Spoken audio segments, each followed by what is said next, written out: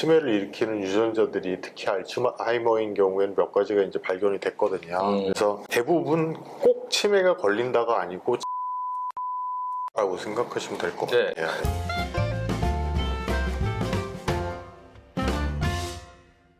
안녕하세요. 안녕하세요.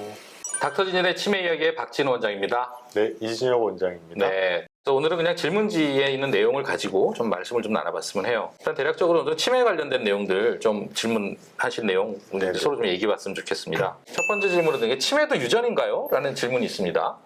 이거 걱정하시는 경우 많이 계세요. 특히나 외할머니도 치매셨는데 엄마가 치매가 오셨어요. 그리고 이제 본인도 걱정을 하시는 그런 경우가 많은데요. 유전이 어느 정도는 있습니다. 그래서 이제 치매를 일으키는 유전자들이 특히 알츠하이머인 경우에는 몇 가지가 이제 발견이 됐거든요. 그래서 대부분 꼭 치매가 걸린다가 아니고 치매의 확률이 높아진다라고 생각하시면 될 것 같아요. 특정 유전은 아니잖아요. 네. 그러니까 예를 들어서 우리 할머니가, 우리 어머니가 이렇게 치매하셨다고 해서 당대인 4대에 꼭 치매가 발현되는 것은 아니다. 다만 가족력은 분명히 존재할 수는 있다라는 거잖아요. 어차피 유전인자라는 건 어떻게든 다 들어오는 것 같습니다. 생김새들도 사실 붕어빵처럼 아빠하고 똑같이 생긴, 엄마하고 똑같이 생긴 아이들이 있는 것처럼 유전자의 소인에 담기기는 하는데 확정적으로 발현되는 것은 아니지만 확실히 좀 더 주의를 하셔야 될 필요는 있는 것 같아요. 네, 이건 굉장히 드문 경우인데요. 상염색체 우성으로 유전이 되시는 알츠하이머가 있어요. 이거는 100% 이제 치매가 나타나시는데 대대로 치매 환자가 나와요. 대신 확률은 50%예요. 반반이라서 100%는 아니고 이제 100%라고 말씀드린 거는 대를 거르지 않아요. 아까 말씀드린 것들은 대를 거르는 경우도 있는데 대를 거르지 않고 치매가 발생하게 되는데 그 경우 굉장히 적어요. 1% 이하라고 제가 알고 있고. 그러니까 우리 당대, 윗대에서 이렇게 쭉 항상 그 대에 치매 환자가 발생을 하지만 당대에 여러 명이 있는데 그 여러 명이 전부 치매가 발현되는 것도 아니고 네. 생기긴 생기지만 그 확률은 한 50% 정도로 상당히 높은 확률이잖아요. 사실 네네. 50%면. 그래서 그런 형태의 유전자도 존재는 하기는 하지만 전체 치매 환자들의 상태가 봤을 때 1% 미만에 불과하기 때문에 너무 크게 우려하실 필요는 없다. 다만 가족 중에 치매 환자분이 계시다면 좀 더 많이 유의하셔야 될 필요는 있겠다. 그 정도는 말씀드려야 될 것 같아요. 오히려 이제 생활 환경이나 아니면 치매가 생기신 이유가 있으실 거예요. 네, 그렇죠. 그러니까 음식이라든지 아니면 평소에 생활하시는 거 아니면 음식으로 인해서 당뇨나 고혈압 같은 게 있다든지 그런 식의 문제들이 오히려 더 크실 수도 있어요. 기저질환 같은 거는 유전이 거의 다 발현되는 질환들도 있잖아요. 그렇죠. 그런 것들이 또 환경적으로도 좀 높은 발병률을 나타내게 되는 이유가 될 수도 있을 것 같아요. 두 번째 질문 볼까요? 젊어도 치매가 올 수 이건 당연히 옵니다. 그렇죠. 저희가 초록이 치매에 관련된 내용도 방송에서 한번 말씀드린 적이 있는데 그때도 말씀드렸지만 미성년자 치매 환자가 5년 동안 심평원의 통계상으로 1000명 정도가 보호가 되는 정도라고 하니까 그러니까 이거는 나이에 질환이 생기는 것에 유불리가 따로 있다 이렇게 볼 거는 아닌 것 같아요. 물론 퇴행성 질환이긴 하잖아요. 나이가 많이 먹어서 생기는 질환인 것은 맞습니다. 병기상.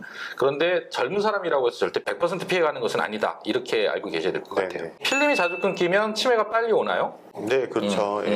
알코올성 치매가 나타날 때 제일 첫 번째로 보는 게 필름이 자주 끊기느냐 하는 거거든요. 네, 블랙아웃이죠. 네. 필름이 끊긴다는 얘기는 이제 그 뇌에서 기억을 담당하는 해마가 손상이 왔다는 얘기거든요. 그리고 그 해마 손상이 오면 알츠하이머의 문제가 생겨요. 그러니까 필름이 자주 끊긴다는 얘기는 치매 나타나기가 쉬워졌다 이렇게 생각하셔야죠. 근데 이게 젊은 분들도 술만 먹었다면 기억이 싹 없다는 분들도 사실 많잖아요. 그렇죠. 저희 젊었을 때도 그때는 술을 좀 많이 먹고 하던 대학 시절에도 유난히 그렇게 술 마시면 기억을 못하는 친구들이 있곤 했었거든요. 근데 그게 무조건 치매로 연결된다 볼 수는 없지만 어쨌든 블랙아웃이 된다는 것은 해마와 연관성이 있다. 그 해마는 치매 발현에 있어서 굉장히 중요한 척도의 기관이기 때문에 그래서 주의하셔야 될 필요는 분명히 다른 사람보다 훨씬 높다고 볼 수가 있을 것 같습니다. 그리고 또 부모님이 치매라는 것을 알게 되었을 때 자녀가 가장 먼저 해야 할 것 또는 할 수 있는 것이 어떤 게 있을까요? 이 부분은 부모님이 치매라는 것을 알게 되었을 때라고 하는 이 전제 부모님이 치매라는 것을 확정적으로 아는 것은 당연히 검사를 통해야 합니다. 그러니까 기억이 좀 우리 어머니가 요즘에 좀 안 좋아. 치매 아니실까? 아버지가 예전과 다르게 성격적으로 좀 뭔가 좀 달라지셨어. 치매 아니실까? 라는 의문이 생기면 즉시 우리가 몇 번 말씀드렸잖아요. 즉시 검사를 하셔야 되고 검사를 통해서 치매인 것이 확정이 됐다, 확진이 됐다라고 했을 때 자녀가 가장 먼저 해야 될 게 뭐가 있을까요?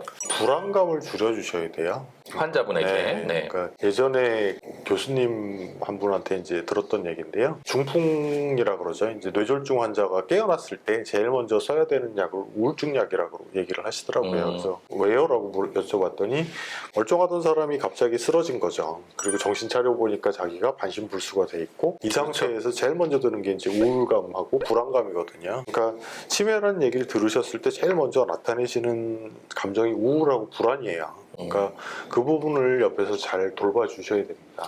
그런 걸 거예요. 그러니까 치매가 초기 또는 경도인지 장애의 상태에 만약에 발견이 된다면 인지 능력이 아직 충분히 많이 있으시기 그렇죠. 때문에 본인이 치매 진단을 받았다는 사실을 의사 선생님을 통해서건 가족들을 통해서 확실하게 알 수가 있게 되잖아요. 그렇게 되면 아, 내가 치매구나라는 것을 환자 스스로가 인지하게 되면 당연히 우울감과 불안감이 엄청나질 겁니다.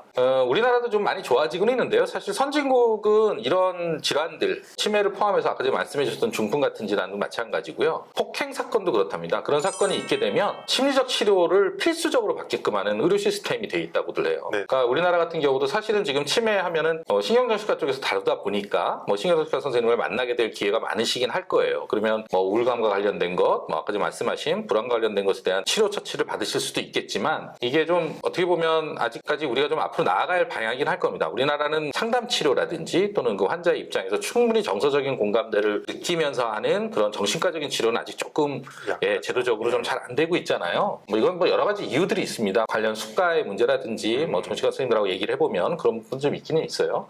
아무튼 그런 부분에 있어서 또 꼭 의사에게만 기댈 것만은 아니고 바로 같이 계시는 가까이 계시는 가족분들이 그런 부분에 대한 도움을 좀 주실 필요는 있을 것 같아요. 네. 오늘 이렇게 치매에 관련된 Q&A 중에 좀 저희가 말씀을 드려봤는데요. 이거는 또 다음 시간에 또 한번 다뤄볼 만한 내용이 충분히 많이 있습니다. 다음 시간에 추가로 좀 다뤄보도록 하고요. 혹시 저희들 오늘 방송됐던 내용 외에 또 궁금하신 내용 있으시면 그 댓글 달아주시면 저희가 답글 듣도록 하겠습니다. 요즘에 또 오미크론이고 뭐고 참 복잡하죠. 어수선합니다. 건강하시고 다음 시간에 또 뵙도록 하겠습니다. 감사합니다. 감사합니다.